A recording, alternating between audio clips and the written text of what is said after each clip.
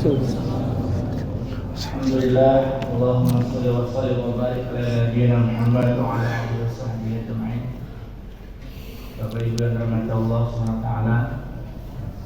Alhamdulillah, segala puji bagi Allah yang masih memberikan kesempatan kepada kita kesekian kalinya kesehatan yang luar biasa pada malam ini kita dapat hadir di masjid yang mulia ini, masjid yang begitu indah dipandang mata. Sayang sekali banyak orang yang masih tidak tertarik dengan pandangan yang indah ini. Bapak Ibu, mungkin seandainya kata Nabi SAW, aku lihatkan atau Allah perlihatkan keutamaan sholat subuh berjamaah dan sholat isya berjamaah itu, niscaya orang akan datang berlomba-lomba mendatangi saf pertama itu, walaupun dalam keadaan diundi. Dan mereka kalau sudah dapat undian itu akan datang walaupun dalam keadaan merangkak. Artinya merangkak tuh beti kaum orang atau kayak apa merangkak itu, atau beti harap kayak biawak orang tahu aja merangkak kayak apa. Kalau berkisut ulur tahu. Jadi Bapak Ibu yang dirahmati Allah, memang kita tuh dijanjikan oleh Allah, diumbar-umbar janji oleh Allah Subhanahu wa taala, tapi janjinya pasti.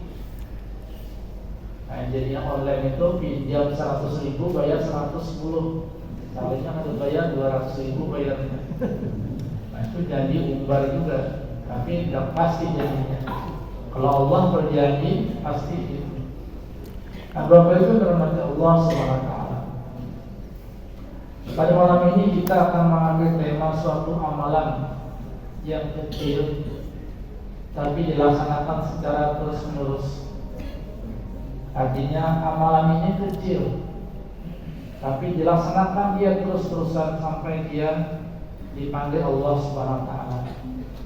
Artinya sampai nikmat itu habis diberikan kepada kita. Bapak Ibu, kita ini sebenarnya sedang menerima nikmat dan sedang menghabis-habiskan nikmat Allah.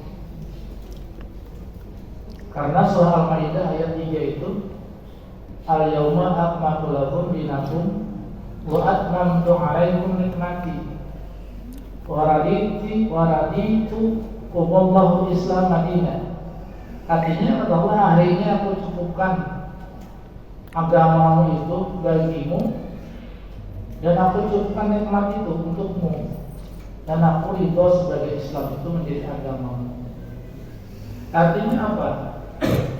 Orang kalau sudah Tuhan semakin tua itu semakin sedikit sebenarnya nikmat Allah itu diberikan kepada kita. Contohnya dari ujung rambut sampai ujung kaki dia merasa mungkin maaf yang sudah tua-tua sinilah, yang sudah tua-tua sini biasanya kalau sholat itu sukanya yang maju apa yang lambat?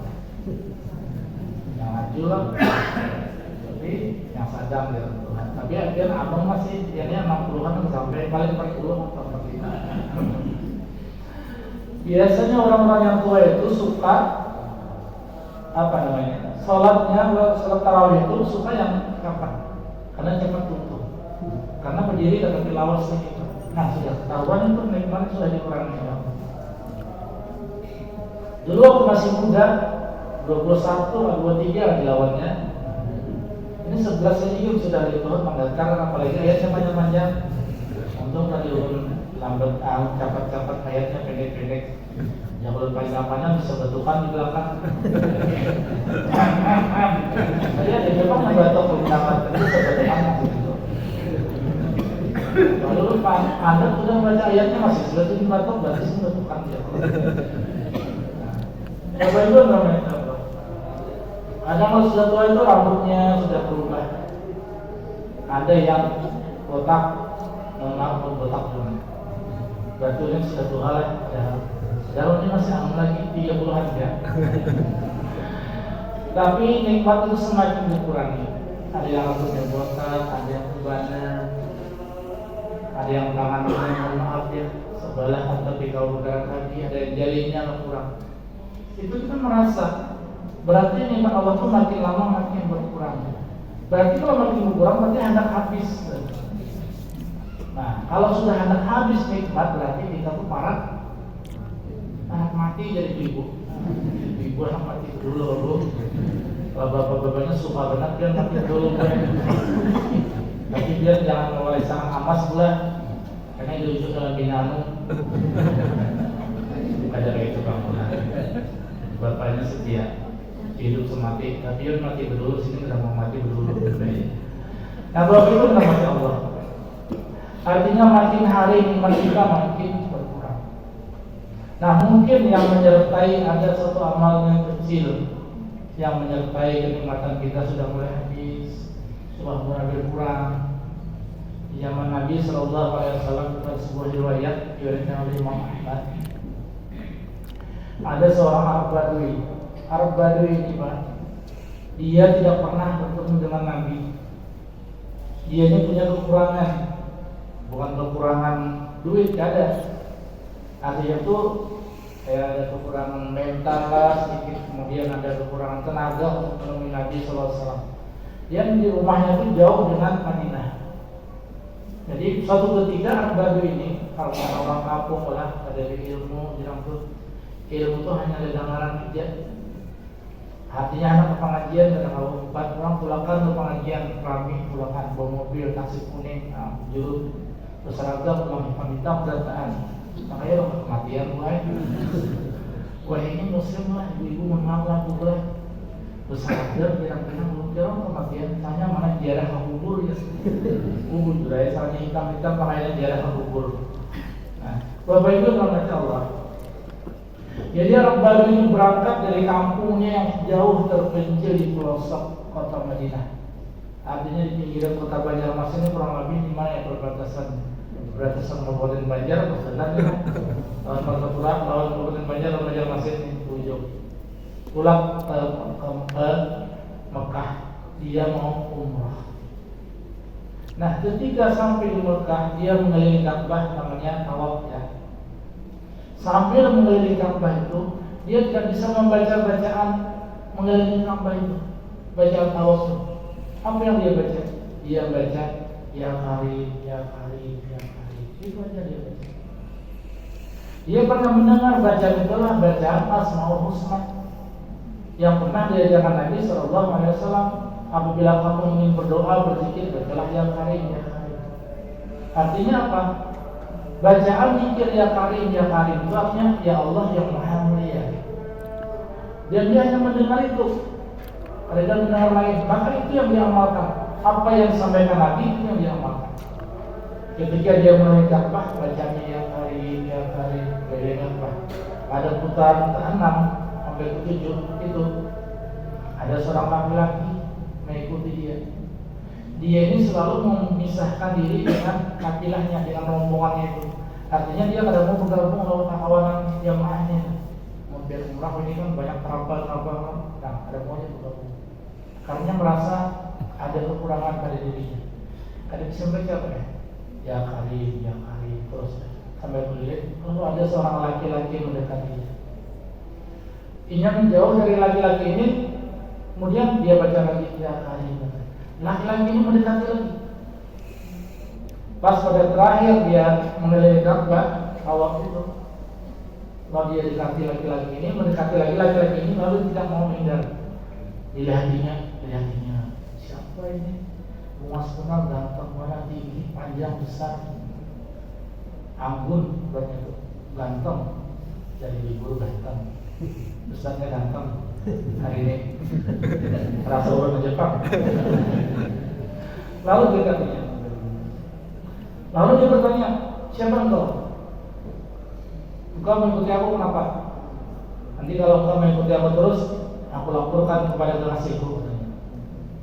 Jadi dia lagi-lagi tadi, siapa kekasihmu itu? Laporkan saja.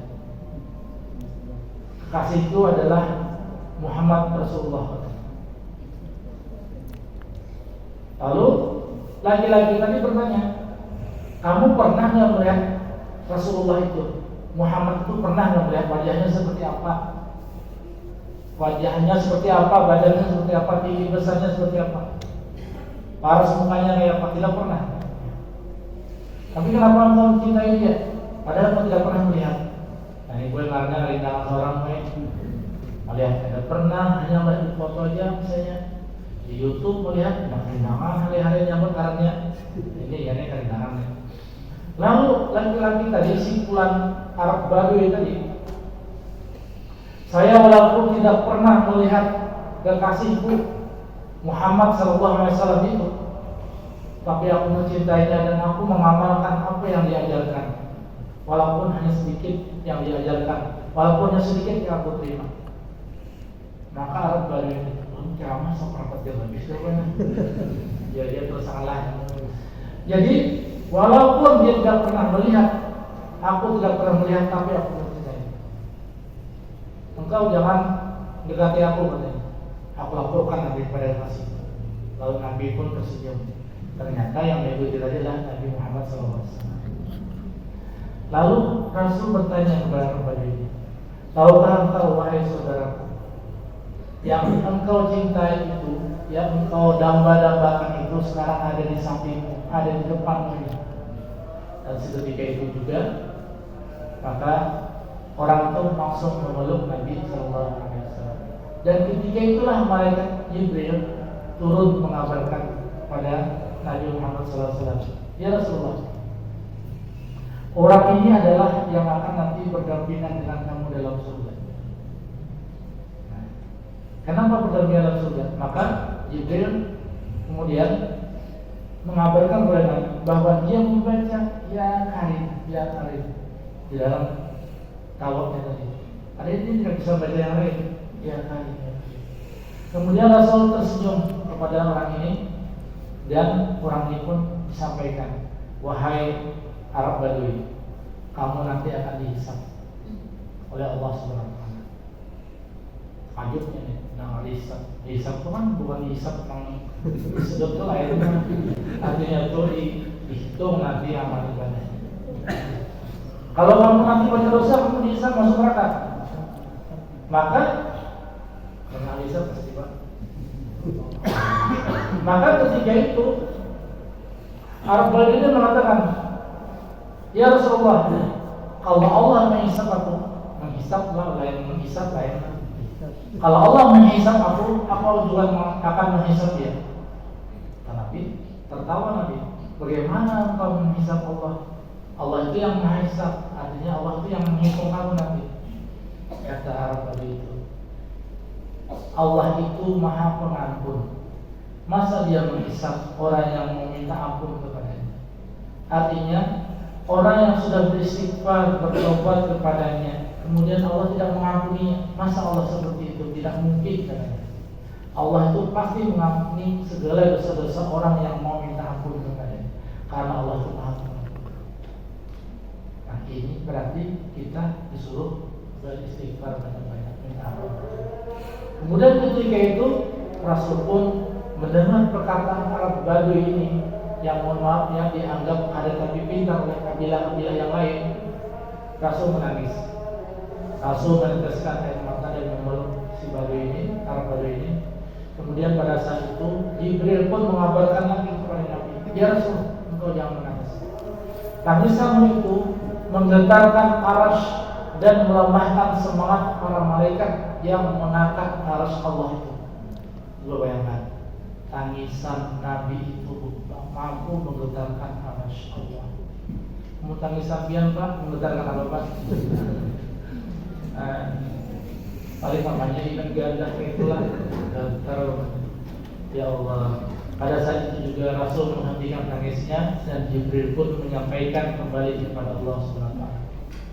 Sampaikan kepada Nabi Muhammad SAW, kekasihku kata Allah.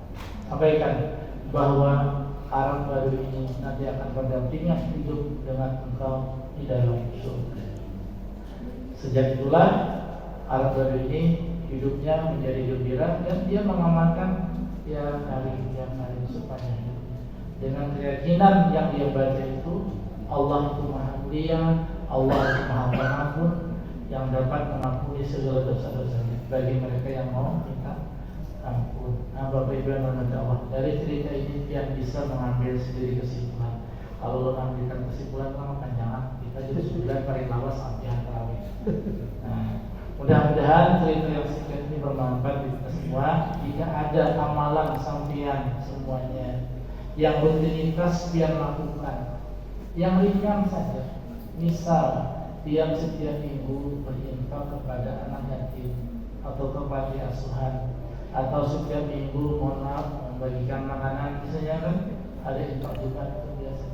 Atau biar setiap hari berinfak bersedekah ke masjid ini walaupun sedikit, tapi biar amalkan terus menerus.